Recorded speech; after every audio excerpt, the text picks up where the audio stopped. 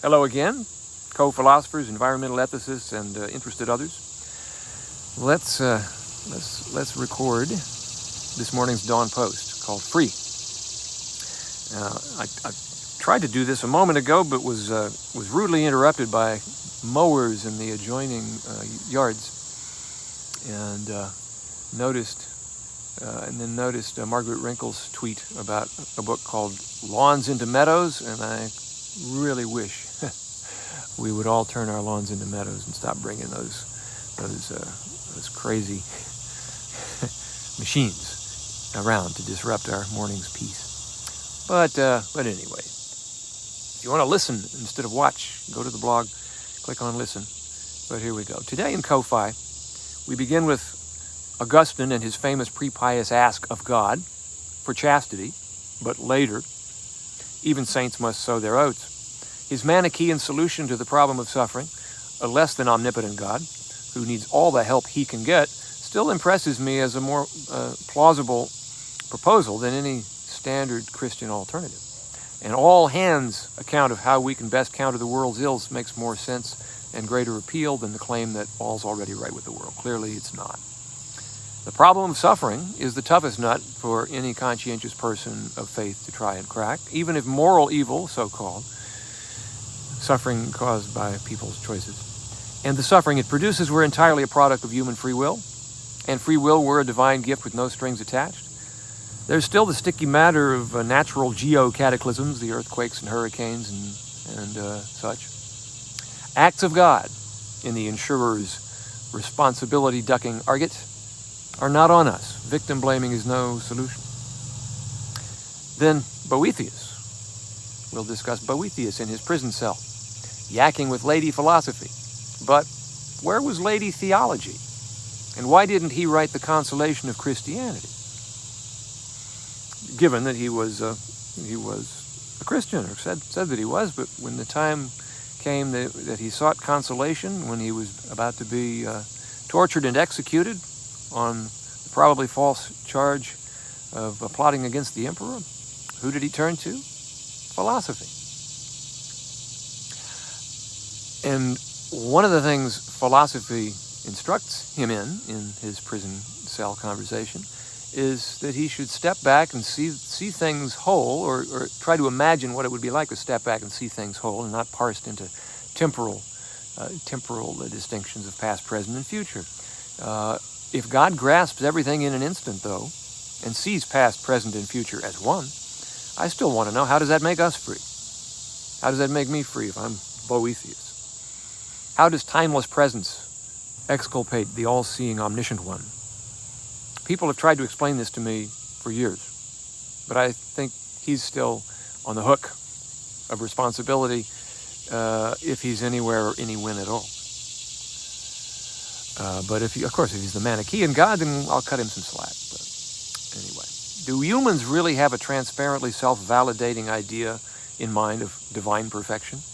An idea so compelling that we have no choice but to acquiesce in its logical necessity to be coerced?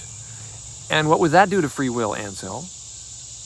Anselm's ontological argument continues not to persuade me, and I suppose it's probably not the thing that persuades most believers. They come to their belief as a matter of faith for the most part, in my experience. So then strategies like Anselm's and Aquinas's and others attempting to give rational arguments for the existence of God typically are, I think, a bit of PR designed to impress the rest of us that this faith is not a purely irrational leap into the darkness. But on the other hand, there have been some philosophers who claim to be highly persuaded by the ontological line of thought, or at least, if not persuaded, then at least stumped for a good refutation. Young Bertrand Russell, though, said that once he encountered John Stuart Mill asking his own father, Mill's father, about all of this, and the Mill's father telling him that this put an end to the argument because the first cause standing without a cause is no explainer.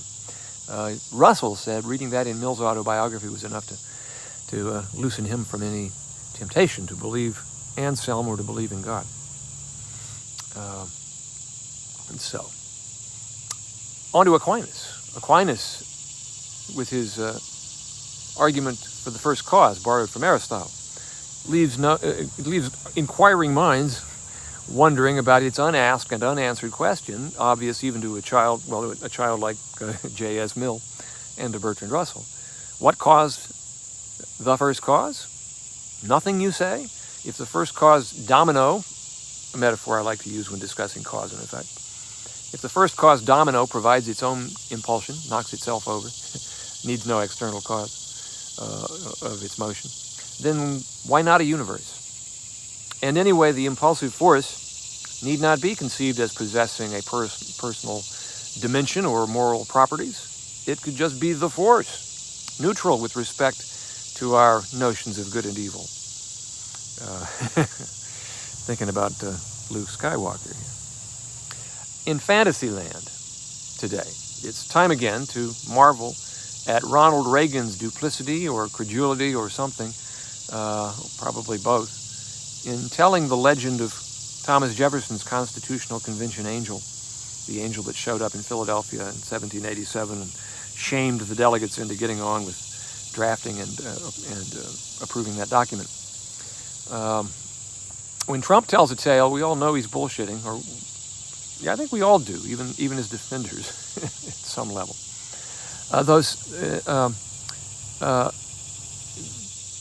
We know that, or I think we do. But was Reagan? Or was he an even scarier sort of confabulator in chief, one who actually believed his own phantasms? That would be kind of scarier. Cane Ridge, Kentucky, discussed today in Fantasyland. The 19th century Woodstock, a come to Jesus fest. It's not the garden that I thought either Epicurus or CSNY, Crosby, Stills, Nash and Young, had in mind. You know, CSNY singing Woodstock, got to get back to the garden. It was suggested in class the other day, though, that some people attend Bonnaroo and Burning Man and the like, seeking refuge from the commercial and militarized mania of our workaday world. Not my idea of paradise, but to each her own. I'll never understand why so many Americans believe Joseph Smith either. Kant and Emerson would have something to say about that, about thinking for oneself and not thinking for oneself, and having an original relation to the universe, in Emerson's phrase. To that point, I found my missing questions that I somehow misplaced the other day, my missing questions from how the world thinks. One of them was, should later thinkers consider themselves mere commentators? And should enlightened thinkers still venerate tradition for its own sake? And my answers, respectively, no and no. If we can get past those, we'll take up time in today's How the World Thinks reading. One of Augustine's timeless topics, by the way. For him, the Creator created space and time, and he stands apart. And then karma, chapter on karma. Both of those, the treatment of both of those, the treatment of time by Augustine and treatment of karma by a lot of believers in that concept of rebirth and another life and a series of lives. I think both of those flirt with fatalism, as Julian Baggini explicitly discusses in that chapter today. The way many Indians in the street invoke the concept of karma, they're just saying, oh, well, that's so-and-so's fate, and nothing is to be done. As I've been saying in other contexts, I don't like this idea of nothing to be done, or at least deciding that there's nothing to be done before you've really taken a shot. Right. Today in environmental ethics, we're on to Hope Jaren's chapter on food and climate change. I suggest we take a look at Michael Pollan's latest publication on the subject, The Sickness in Our Food Supply, which concludes, post-pandemic, this was published in May in the New York Review of Books, post-pandemic politics, he says, will need to confront the glaring deficiencies of a food system that has grown so concentrated that it is exquisitely vulnerable to the risks and disruptions now facing us. In addition to protecting the men and women we depend on to feed us, it would also seek to reorganize our agricultural policies to promote health rather than mere production by paying attention to the quality as well as the quantity of the calories it produces. For even when our food system is functioning normally, reliably supplying the supermarket shelves and drive-thrus with cheap and abundant calories, it is killing us. Slowly in normal times, swiftly in times like these. The food system we have is not the result of a free market. There hasn't been a free market in food since at least the Great Depression.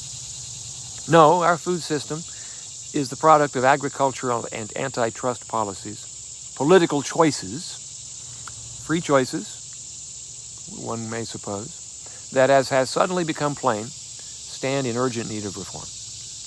Cheap and abundant calories are not the only things killing us, but at least they're something we can choose personally to do something about if, that is, we have the right sort of free will. And with that, I guess that's enough for now. While we've got relative quiet, I'll sign off and see you in class.